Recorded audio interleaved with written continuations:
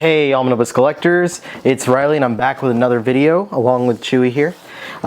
This time we're going to be doing another Why Isn't This an Omnibus video, and I'm going to be talking about Chris Claremont's run on the New Mutants. I know it's been a while since I've made a video. For those of y'all who are following me at a regular basis, I was sick for a solid like 2 weeks and I still had to go to work like every day. So that kind of sucked, but I'm finally over it. I finally got some antibiotics through my system and we're good. I had a situation where I basically wasn't able to speak clearly enough to make videos, and I didn't feel like, lowering the quality of the videos that I was making by not being able to speak and enunciate properly. So you get the idea. But I'm back now and we're doing another video. This is gonna be, like I said, New Mutants by Chris Claremont. It's one of my second, I believe, of the Why Isn't This an Omnibus series of videos, which is basically a video version of my wish list posts that I do on my website. So if you're a fan of those, then you'll be a fan of this. And also this is doubling as a piece of my X-Men Readathon. If you've been following what I've been doing there, basically since January 1st, I've been reading one issue of the X-Men every single day. And whenever a new series pops in, I'll read an issue of that every day as well. I've fallen a little bit behind because I'm trying to catch up on making videos before I go forward, because I don't want to have such a huge gap of material that I haven't talked about in videos. So I'm going to be doing this one, and then soon I'm going to be making a video for Mutant Massacre and the Mutant Massacre Aftermath, and then I'll be doing a video for the Fall of the Mutants, and then we'll be caught up, and I'm right now reading that Inferno Prologue oversized hardcover, and then I'll make a video about that. So in the meantime, I hope that you guys really enjoy this video here as I talk about New Mutants by Chris Claremont. So Chris Claremont worked on the New Mutants for a pretty solid chunk of material. This is the 7 New Mutants classic volumes. I was very fortunate to be able to track these down on eBay and other sources. Grabbed all of these for less than the cover price, but they are out of print right now, and that's one of the first major reasons why I think that this series needs to be omnibized, if you will. These paperbacks, the first 3 in particular, are extremely difficult to find. It's very hard to track those down for a good price. And it sucks because those first 3 are where a lot of the best material comes into play. And with that, and these characters being, not only was this story great, but these characters have gone on to stay both popular and important characters to the X-Men franchise. And on top of all that, we're going to be seeing the New Mutants being made into, I thought initially it was going to be a movie, was what they were doing, but it's actually going to be a TV series, is what I'm hearing, planned by Fox. They've lined up the director and everything, and he's a director that's a huge X-Men fan, so I'm excited about that. I have faith in him. And with all that going on, I really feel like it's time that we see a couple of omnibus editions of New Mutants. Now, if you've read the wish list post that I made about New Mutants and talking about how I would want it to be in an omnibus, I made that into a single omnibus. But here in the video, I'm going to be doing it a little bit differently. I'm going to tell you how I think it should be divided into 2 nice-sized omnibus collections. Now, talk about the series a little bit. See here, I've got there was 7 classic paperbacks. This collects the entirety from the very beginning through the end of Chris Claremont's run, which goes about halfway through the New Mutants series as a whole. Now, as the series started, we get our first few New Mutants. We've got, Karma in the back. We've got Danny Moonstar. This is Wolfsbane. We got Cannonball, and we got Sunspot. There are other members that join the New Mutants later on, but this is the core team. These are the original kids. The whole idea, basically, the New Mutants series started because Chris Claremont decided that if there was going to be a second X-Men series for the X-Men franchise, which Marvel had been, the editors have been saying they wanted to do something, he was like, well, if there's going to be something, then I'm going to be the one to write it. So he started up, he did the graphic novel. It was Marvel graphic novel number 4, which is collected in this first paperback collection, where he introduced these new characters. Essentially, it was a new generation of young mutants who come together, and they are brought in by Professor X so that he can help them to train to use their mutant abilities for the forces of good, to fight off against, evil mutants and to protect humanity. But the series focused less on the whole superheroics of it, like the the X-Men were doing, and focused more on kind of the relationships and growing up as a young teenager or preteen with mutant powers, learning how to control those and dealing with the issues that young people go through, which is one of the things that makes this book stand out so much, is because it didn't focus so much on those superheroics, but making these characters instead more relatable as humans, more relatable as young people. And to the point that, I wasn't able to, I wasn't fortunate enough to read this when I was younger, outside of maybe a few issues here or there. But if I had read this back when I was 13, 14, 15, I really feel that I would have found a lot to relate to with these characters. And on top of them being younger characters, Claremont also makes them very relatable because they're from a whole mix of backgrounds. We've got a Vietnamese character, we've got a Native American character, we've got Sam Guthrie, who's a Southern white American guy. We've got Roberto da Costa, he's from South America. He's Afro-Brazilian, I believe it was. Correct me if I'm wrong, but I think it was Afro-Brazilian. Off the top of my head is where I'm speaking, so I don't 100% remember. And then we've got, the European in Rain Sinclair. So we've got characters that are coming from all over the place, and as we're introduced to more members, we get, Doug Ramsey, he's another white American. We get Ilyana Rasputin, who is, of course, the younger sister of the Russian Colossus. We get Warlock, who is an alien character. So we get all these different characters, and Amara, of course, Amara Aquila, who is from Rome, or New Rome, was it Nova Roma? Sorry, getting tongue-tied here. She's from Nova Roma, which is a fictional place, which is supposed to be basically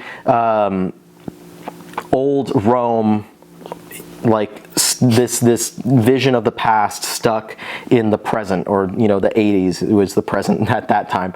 But anyway, so you get all these different characters of different ages, of different backgrounds, and they're coming from different places, and it really helps these characters to be very much relatable. And there was something that Claremont was doing. He was putting forth a lot of effort in doing that for the Uncanny X-Men as well, once he took over that series.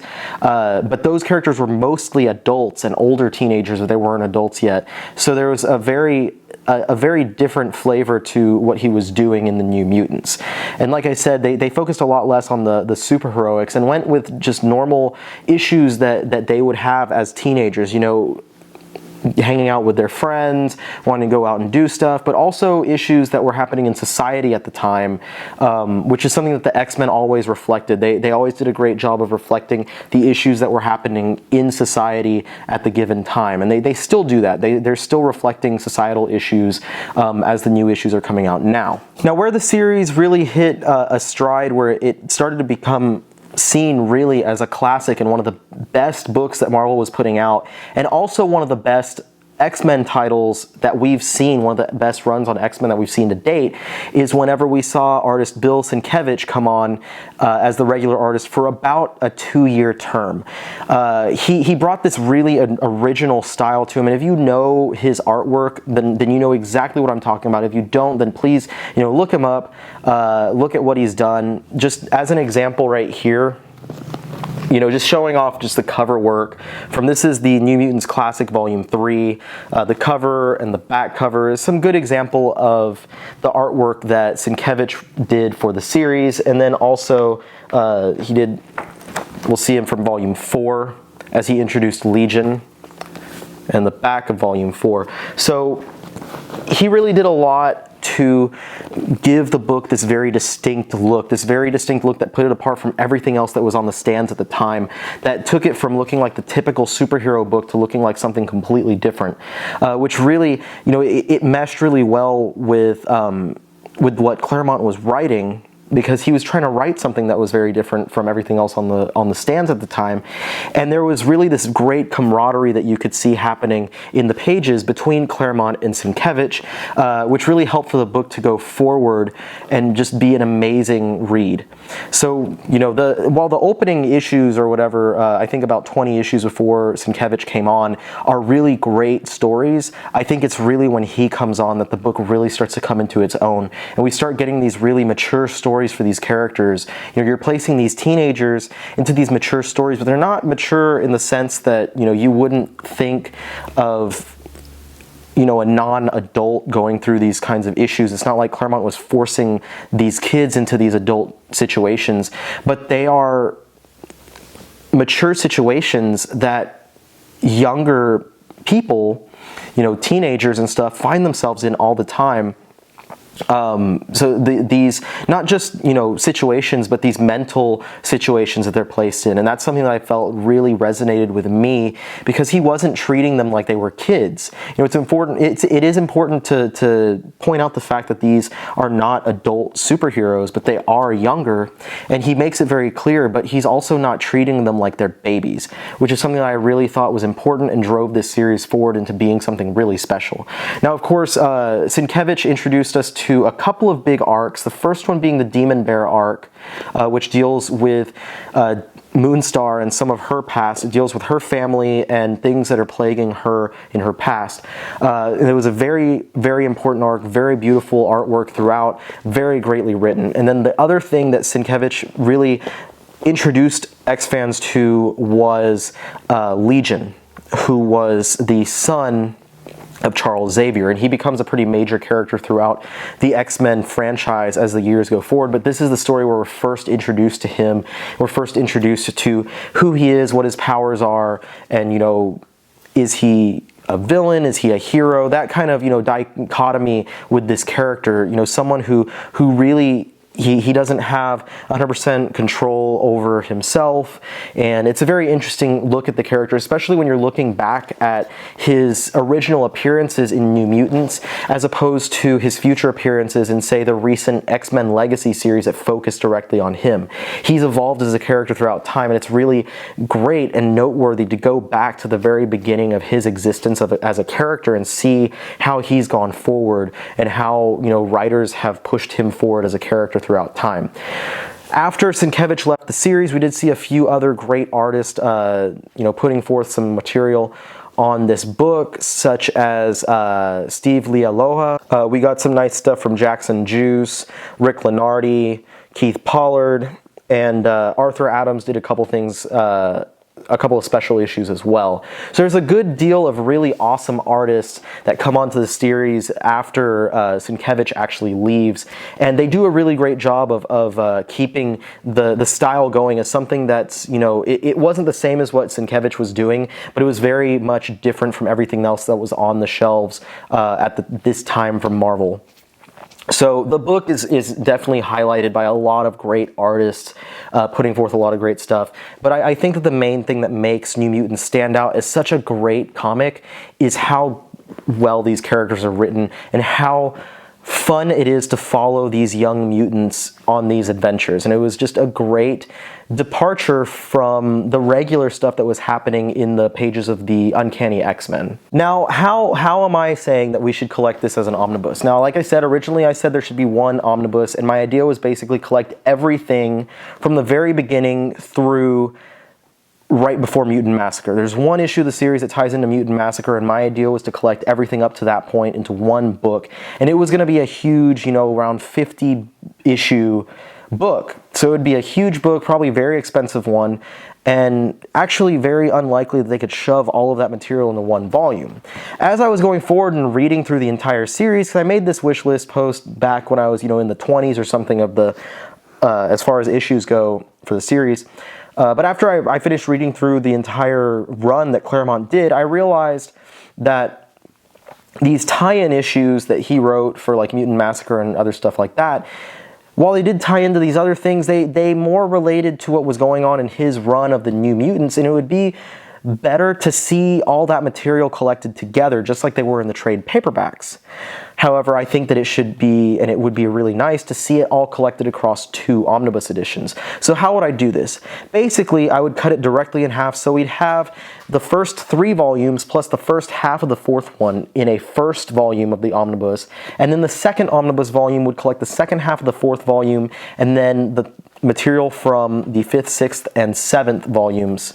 So we go through the entirety of Chris Claremont's run on the New Mutants across 2 really nice sized omnibus volumes that actually wind up being exactly even with each other. So that means that the first one would wind up collecting, from the first trade paperback, it would have the Marvel graphic novel number 4, and Uncanny X-Men number 167, which is actually where the X-Men meet the New Mutants for the first time. It would also have annual number 1 of the series, and then it would collect from issues number 1 through issue 28. Issue 28, if I recall correctly, ends that Legion story arc. So we're ending that first volume on a really nice point. And then when we open up on the second volume and we have issue number 29 opening that volume and going through the end of Claremont's run with issue number 54, and then we also have that book collecting a few other one-shots and other material from volume number 5. It would have the New Mutant Special Edition as well as Uncanny X-Men Annual number 9. Those 2 stories were collected in the oversized hardcover Asgardian Wars. And it's a crossover between the New Mutants and the X-Men, but it's a story that deals a lot more with the New Mutants, if I recall, than it did with, the X-Men. It spins more off into important things happening for those New Mutants. And then it would also collect New Mutants Annual number 2, as well as Annual number 3, and X-Men Annual number 10, which stars the New Mutants basically rescuing the X-Men in a little story, I believe, dealing with Mojo. So 2 volumes, 2 omnibus collections. They would each collect, I believe that brings us to 31 or 32 issues of material each, so it would be even among both, collecting the entirety of Chris Claremont's New Mutants. So I'm really hoping that this is something that Marvel is considering, if they are planning on doing. They've been doing really well to release a lot of material with the X-Men and related content in the past several years. They've been releasing a lot of nice oversized hardcovers. They just recently announced the 3rd omnibus for Uncanny X-Men, which is helping us fill in those gaps to have the entirety of Chris Claremont's Uncanny X-Men run collected across omnibus and oversized hardcovers. And I feel like, if they're going to have the entirety of Uncanny X-Men, then they really should have New Mutants in there as well, because if you're a reader of the X-Men and you were also reading New Mutants, you know that these series really tied together. They shared plot lines a lot. You'd see characters basically walk off of one book and go into the next one. A lot of interaction between the books, and it'd be really nice to see this stuff collected, especially because a lot of this stuff has never been on oversized hardcover. And those oversized pages would just make that Sienkiewicz art look incredible. So I hope you really enjoyed this video. I hope you enjoyed hearing me talking about the New Mutants. I absolutely love this book. If you've never had the chance to read it, and if you're able to track down these volumes at all, I highly recommend it. Hopefully Marvel does release these oversized omnibus editions to collect the series, mostly for the sake of letting new readers check the series out, because it really is a true classic of Marvel's books, a true classic from the 80s era that they were doing, and it really deserves to have the omnibus edition, because like I said, for those of you who haven't had the chance to check it out, it's something that really deserves a look. So far in my X-Men Readathon, it's been one of my absolute favorite things that I've read. It was a joy to read through the entire thing, and currently I am making my way through the post-Claremont era of the book, which is written by Louise Simonson, who was also writing X Factor at the time. I'm enjoying it, but it is not quite I don't want to say it's not quite as enjoyable. It's still an enjoyable book, but there's not quite as much gravity behind it, and I don't feel as if Simonson is doing as much with the characters as Claremont did, as far as really defining who these characters are and making these just really poignant storylines with these young characters. But the future of the New Mutants, they've been a really popular franchise, a big team for Marvel since they debuted. always been considered one of the biggest, you know, most popular, most high quality X-Men books. And so with that, I really do hope that Marvel will put these into omnibus editions. And I've had a huge hunch for a while that it is something that's going to happen. So hopefully I am not incorrect on this matter.